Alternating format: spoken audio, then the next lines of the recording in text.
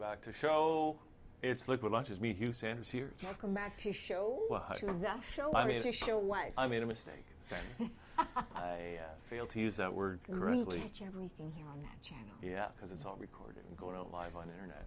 That's right. Or the internet, as you would probably nothing say. Gets the internet. And nothing gets past us. Right, We're especially all about now. The truth. Yeah, the truth. And we've got Signe Miranda joining us here. Signe, great to, well, we've met before, but She's great a true to songwriter. have you on the show, right? Thank you so much, Hugh and Sandra. Now, we've got a lot to talk about. I know you've got the, I can't even talk properly. You've got the, you brought the, That's because you're nervous because we have a songwriter who teaches us how to write songs. I have to like scrunch. But anyways, we've got a lot to talk about What happens because when we get two heads, Hugh? because you have your guitar here. We're going to hear a couple of songs. You've also got a CD here. What's this one called, Signe? September Night. September 9th. Night. September night. And we're actually going to hear a song from this as we at the end of the interview. But also we got this book, and I'm really interested in talking about this. This is a #1 international bestseller, The Song Creation Formula: 7 Easy Steps to Writing Your Song. And I'm presuming that you use the information in here when you write your songs. Yes. I created a formula from the way I go about writing songs and editing songs, and I do it differently each time, so each song comes out in a different way, and I decided to create this formula that uses all of the aspects of songwriting that are important. And what's very, very cool about the book, too, is you actually talk to some major Canadian songwriters, singer-songwriters like Jim Cuddy, Blue Rodeo, Treble Charger, Craig Northey of The Odds. So it's not just, it's everybody getting together and talking about this, and there's, maybe there's a Canadian flavor to songwriting as well that might be different than, say, writing in the States or somewhere else. Yeah, exactly. Well, I made a list of my favorite songwriters, and I decided, okay, I'm going to interview my favorite songwriters and see how they write songs and what I can learn from them. And I realized most of them were Canadian, so really? I might as well make it a book about Canadian songwriters. That's pretty cool. So it just happened to be that now Craig Northey of The Odds. So what happened? Did you know that guy, or did you have to? Because I like The Odds. So I got in touch with them through the website. I'm going on record. I like The Odds. They are awesome. Did they talk about? Okay, trivia question. What's their biggest song? Sandra. Okay, I don't. She doesn't know. What would you say their biggest song is? Well, the first #1 song that I heard, or at least they had a video for, was "Someone Who's Cool." Oh, really? That wasn't the first one. You know what's so They had interesting? one before that. They did. Yeah. What's so interesting is I've heard of The Odds, but I don't know the songs. But I know, of course, I know Blue Rodeo. Yeah, I know the songs. Yeah, Blue Rodeo. Yeah. I'm Treble Charger, who you've also interviewed. Oh, Susanna, as well. So that's interesting. But not everybody knows everybody either, right? It's funny though, when I interviewed the people in the book, a lot of them mentioned each other. Really? Yeah, because there's so much interconnectivity in the Canadian music scene. And everybody seems to know everybody. Sooner or later, they're going to hang out at the same bars or the same award ceremonies or something like that. So, okay. So, what did you discover about the formula, the song creation formula? Like, what do we need? I'll put myself in that category, as songwriters, need to know so we can write really good songs. Well, you want to have a catchy chorus and something that everybody will remember, and you want the title of the song to be memorable, so when people are looking for it, they're not wondering, what was the title of that song again? So, what makes what makes a title memorable versus not a title memorable? Because you thought the name of the CD was September 9th. Well, just because I didn't hear it properly. 9/9, but even September Night, it's specific. So I think, what about the September Night, right? But so is that what makes a song? Is it because it makes you question the title? Like, what makes a song title memorable? Well, usually if it is sung a lot in the song, then they're going to remember, okay, that's the title. Okay. Yeah, that's true. But sometimes that doesn't. Sometimes you break that rule. That's true. And actually, with that song, September Night is the title track of that album, and I only say September Night once. So you just broke your own rule. I did, yeah. When you learn the rules, then you can break them. Yeah, rules are made to be broken. Exactly. That's a big Canadian song. Can you name the artist of that? Stephen Harper. No. Okay, Hugh Marsh. Okay, let's go.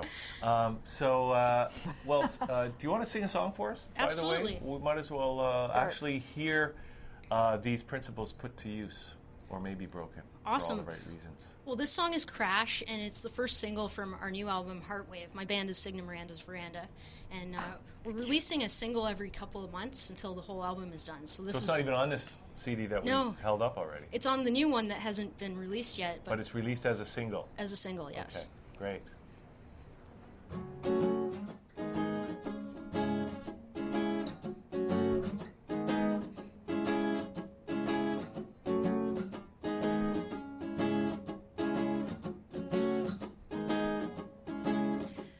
Don't wanna crash, don't wanna burn, I wanna live, I wanna learn from you.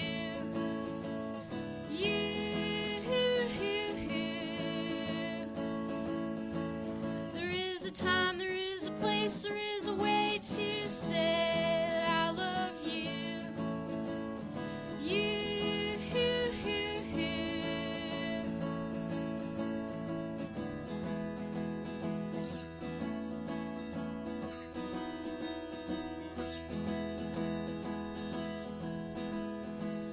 And all this time we've fallen in line. You're one of a kind, but you won't make up your mind. Will you be mine, or will you feed me that line again? Don't wanna crash, don't wanna burn, I wanna live, I wanna learn from you.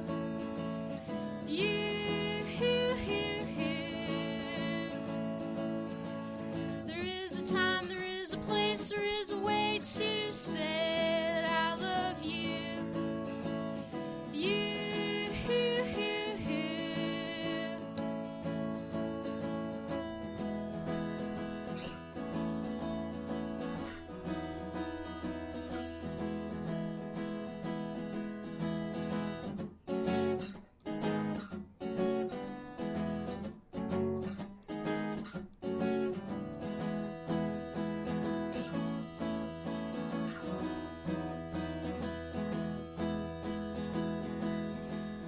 For the sake of us all, please don't let us fall. Open up your mind, who knows who you'll find. And don't run into a wall at the end of the hall again. Don't wanna crash, don't wanna burn, I wanna live, I wanna learn from you.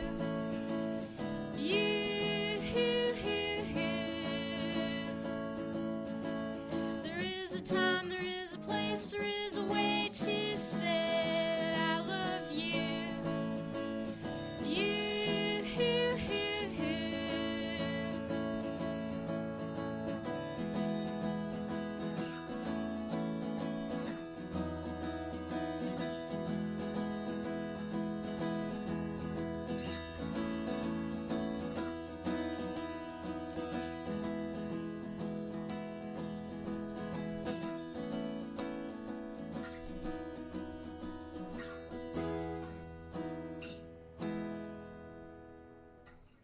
Very nice.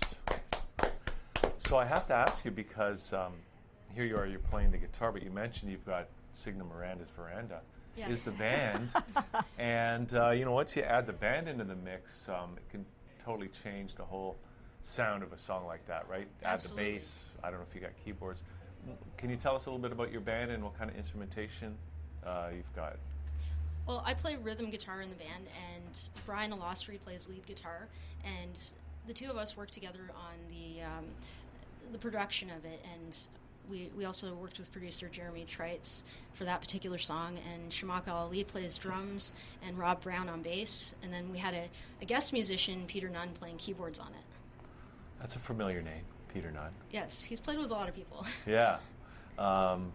So to me, that song, right away, I could see how that's catchy, right away. And it's very easy to sing. It's very simple. And I can just see something like that being picked up for like radio, like for TV commercials. Because it's, you can have like, I could see that too. a 30-second, like even for, it's even, I could see for Christmas, with some of these commercials that have these kinds of songs in them, it would be perfect in the background for some of these, it's very memorable. It is very memorable. So. Although you got some weird time signature stuff going on in there. Yes, oh, you yeah. do. Right? Yes, Signal, what's going on there? That was one of those songs that didn't follow a formula, and it just flowed out of me. Except the chorus does. I mean, the chorus part is where I can see the commercials and stuff, like the that kind of thing. Yeah. I could so see that. But the rest of it, you're right, it doesn't kind of fit into it. But that's enough.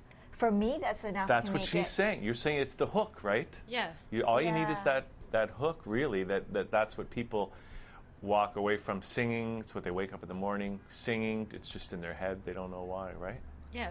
Yeah, and it's upbeat. Yeah. I found that an upbeat song. It wasn't a depressing song. Actually, I'm used to standing up when I'm playing, so I was like, I want to be jumping around right now. Wow. Because I usually jump around. Because it's upbeat, but you're talking about crashing and burning, and yet it feels upbeat. So maybe crashing and burning is not such a bad thing. Or it's about not wanting to crash and burn. Actually, it's funny. The song kind of came out of, I was watching this documentary about Nirvana, and this was actually years ago. This was one of my older songs that I've... About the band, you mean? Yeah, the band Nirvana. Okay. And then the line just came to me, don't want to crash, don't want to burn. I want to live, I want to learn. In other words, do the opposite of what Kurt did. Yeah, and then this song just kind of came out, and I was playing it as a punk song, like sort of punk ska song with my band. Yeah. And we tried this acoustic version of it, and I was like, I like the acoustic version better. Isn't that interesting? Well, if you do a punk I think one of the famous punk clubs was the Crash and Burn Club. So. Oh, I didn't know right? that. Cool. So maybe even in Toronto, I can't remember, but Google it. It's out there somewhere. Okay, great. so where do you think the music industry is nowadays? Now, I mean, I like your tagline on the book. Everyone has a song in them. What's yours? I agree with that. Yes. It's like, what do we do? There's so much music these days, right? How do you break through? Like even these guys that you're quoting, like Even the Odds, even though a Treble Charger, like those are relatively new band. I call them new bands, even though that's probably 20 years ago when they were like big. Yeah. But now, we're in the post-Napster age. We're in the iTunes age. Who's buying CDs anymore? And what's your take on where the music industry is? Because everybody, that's the thing. In those days, only a few people would write songs. Now everybody can write a song and release a song. But not everybody can write a good song and release, high-quality production. Yeah.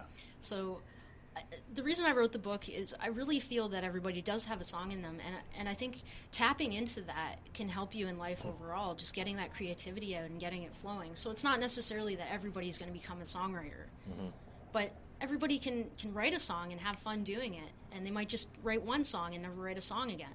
But just to experience it is a lot of fun and can open up creativity in other parts of their life. So part of this, you also, with this book, you give workshops and that kind of thing as well. It's not just about the book. Yes, I created this workshop called the Song Creation Workshop with Taylor Abrahams, who's a songwriter and actor, and we teach the workshops together. And he actually wrote a chapter in the book about 33 popular chord progressions that he identified from popular songs. Oh, wow.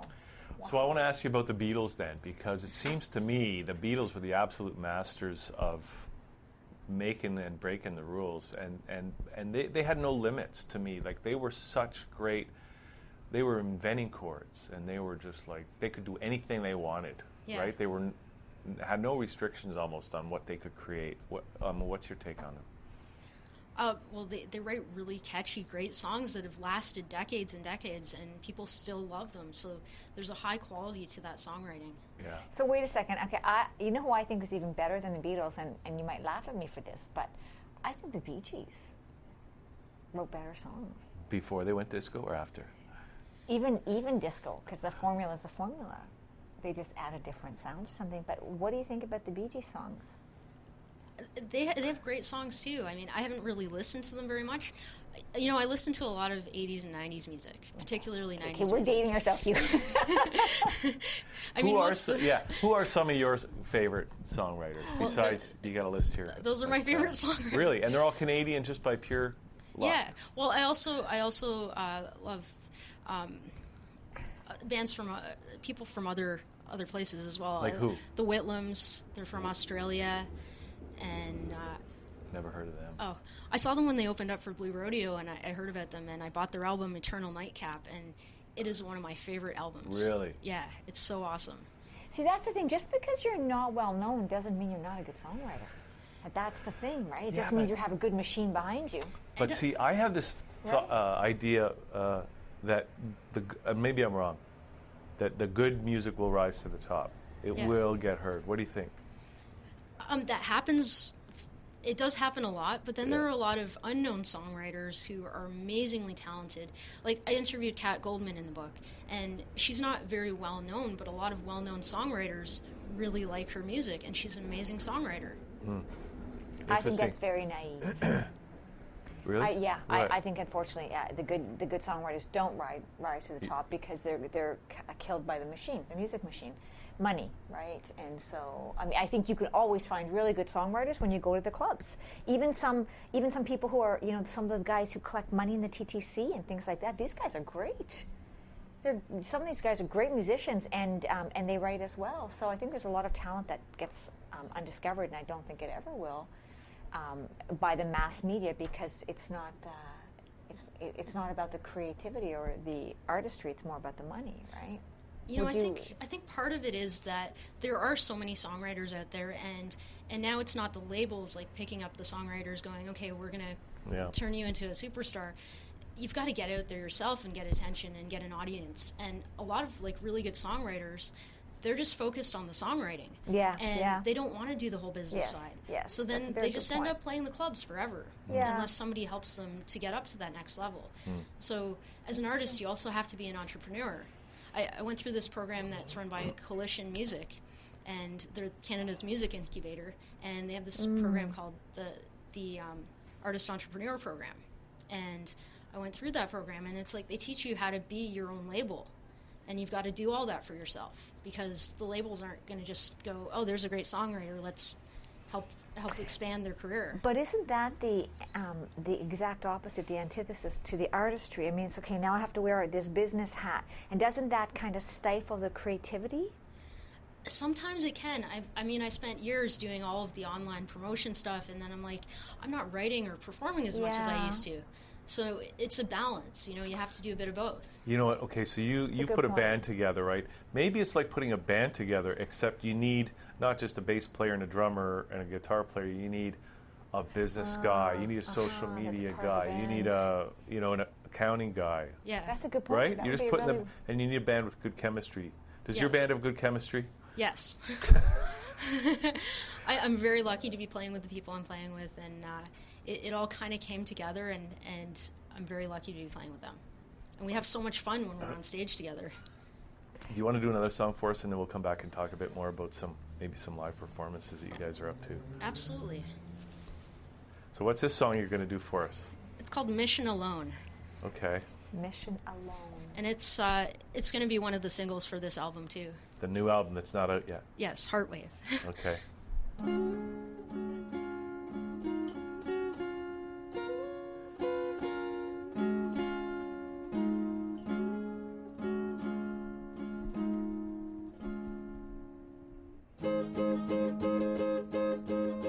You're the lonely one, you're the shooting star, your life's on loan to someone afar.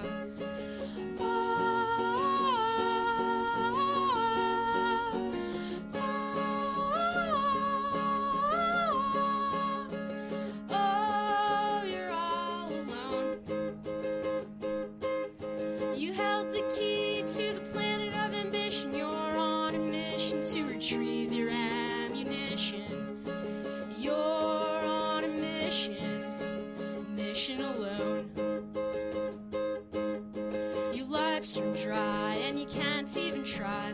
Where did it all go? It's just the ebb and flow. Oh.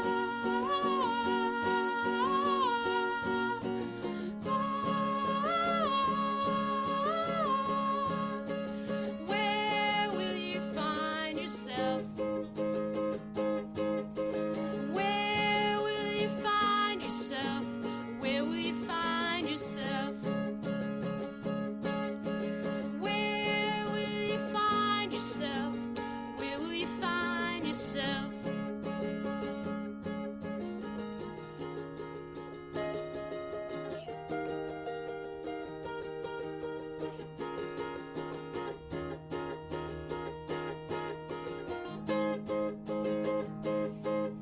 You held the key to the planet of ambition. You're on a mission to retrieve your ammunition.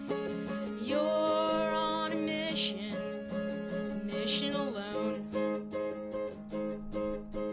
Mission alone. Mission alone.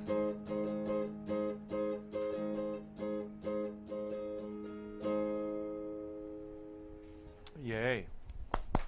So we're on a mission to retrieve our ammunition.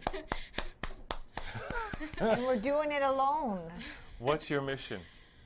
My mission is to inspire people with music. What do you think? Do you think music can change the world? Yes. Okay, so what kind of changes would you like your music to see to have an effect? To bring out joy in people. Joy. Yeah. Is that hard, do you think? Do you think people are less joyful now than maybe they were once? Some people are less joyful and some people are more joyful. It kind of depends on where you're looking, right? I will say though, I can't listen to your songs and not feel joy with your songs. It's definitely the opposite of Kurt Cobain. Yeah. So mission accomplished on that one. But seriously, it's very very upbeat. It really is. There's something about the way you do write that's very. I think you can also feel the joy that you have when you do this. I definitely feel that with you. Thank Yeah, you. I just noticed the forward in the Yeah. book is by Chris Burkett. Yes. We've had him in here a couple times. And, Yeah, I saw on his yeah. website that he did an interview on here. Yeah. So that's a small world.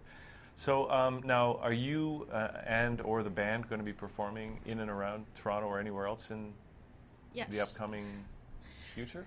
On December the 4th, I'm doing a song creation sample workshop at Bathurst and Bloor. It's actually in the Fringe Creation Lab. And after the workshop, I'm going to do a half-hour set. Wow. So where is that? I don't know about that Fringe place. Creation Lab? Yeah, where's that? What is At that? Bathurst and Bloor. Whereabouts? It's like one block south on the southwest side, and it's up on the 4th floor of the CSI building. Oh, I know that building. Okay. Yeah. Oh, Okay. that's great. Yeah, so I thought it would be kind of like a house concert almost. So is this Yeah. the first time you're doing something like that? Is this the first venture? I went out west on tour, and I was playing shows and doing workshops, and I was combining the two, so I would do a sample workshop and then a concert. So I thought, well, why don't I do that in Toronto as well? Now that's just going to be you solo, though, right? Yeah, So how about the band? Any performances with the whole band? I'm working on that. Okay. I'm working on that. We're recording, and so that's when we've been playing together. But Yeah. I'm looking into other places that we can play. Very coming up. cool. Well, we have a new performance space opening up soon, so maybe we can get you guys all in here and Oh, that would be great. and who knows? Maybe. So, and you're recording the new album. Yes. Which is called Heartwave, Yes. right? When is that? When do you expect to release that? Probably around the fall of next year. Okay. So we're going to do a single every couple of months until then. Oh, that's great. And That's where do a people? long Where do planning. people get the Yeah. singles? At signemiranda.com. Okay, so they can just go to the website and there it is, Yes. and get it there. Now, so we're gonna play a song from this, which is I guess that's your most recent album currently, right? Yes. Which is September Night, and and I guess people can get this album at the same place, Yes. and you probably sell them at all your gigs. Exactly. And I mean, it's on iTunes and all of the other All that. music websites. You know, it's Right. like 33 websites or something like that. So I'm just curious, do you sell more downloads or actual CDs? CDs. CDs, eh? Yeah. Yes. It's still People nice still stuff. want to support independent artists, and they buy CDs at shows. Yeah. Interesting because it says September night, but it feels very Christmassy. This feels very Christmas. It's gonna be great. Well, we're going to get a Christmas chance gift. to hear one of the songs now, which you didn't hesitate when I asked you which song you wanted to play. The song called "You Changed Everything" that we're going to go out with here. Yes. But what? Tell us the story of this song. It's actually one of the fastest songs I ever wrote. I was running late for badminton practice. I played on the varsity team at U of T, and I was like, okay, this song has to be done so I can get to practice on time. So I have 10 minutes to write the song and then run out the door. And I wrote the first verse and the chorus while I was playing the guitar, and then I just like scribbled out the second verse and the third verse. It just flowed through me instantly. And what do you does that make you think you're on the right track when stuff just happens quickly like that? Yeah, like some of the best songs, they don't, like, the formula is in my mind in the background, but I'm not using it, and it just flows out, and it flowed out completed. I never edited it. Wow. And it's the song that everybody wants to hear, so I feel like I have to play it at every show because... So this sounds like a natural hit, right? Yeah. It's a song everybody wants to hear. It came out like that.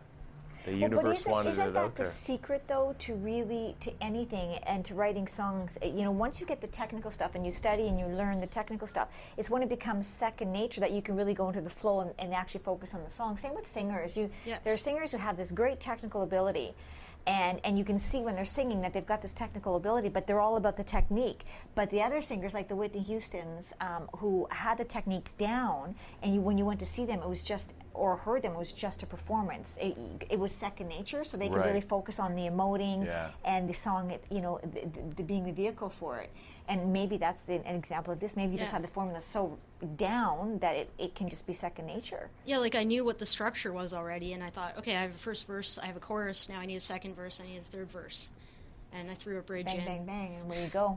Yeah. Well, we're looking forward to hearing this. Yes, I can't wait to hear this one. Signe, thanks for coming in today and doing this. And so we talked about the music, but where can people get the book? Because it seems to me, or maybe attend one of your workshops, because it seems to me like any songwriter should have these 7 steps. You know, they need all the help they can get to cut through all the musical clutter these days. But where can people get their hands on the book? They can find everything at signemiranda.com. Perfect. I've got a separate website for it, but everything's at signemiranda.com. Awesome. That's great. Well, Thank you so much for having me on doing the this show. today. Thank you, and good luck, and have fun in December at the workshop / in-house performance. Thank you. And now, so that's it for the show today, Sandra. Yes, wow. But except for the song that we're going to hear. Yes. Which is called... You changed everything. You changed everything. So maybe Signe is going to change everything for somebody that hears this song and watches this interview and decides to do something with their music. Yes. So thank you. Thank you, Sandra. So here's the song, and that's it. We'll see you tomorrow here on liquidlunch.channel.com.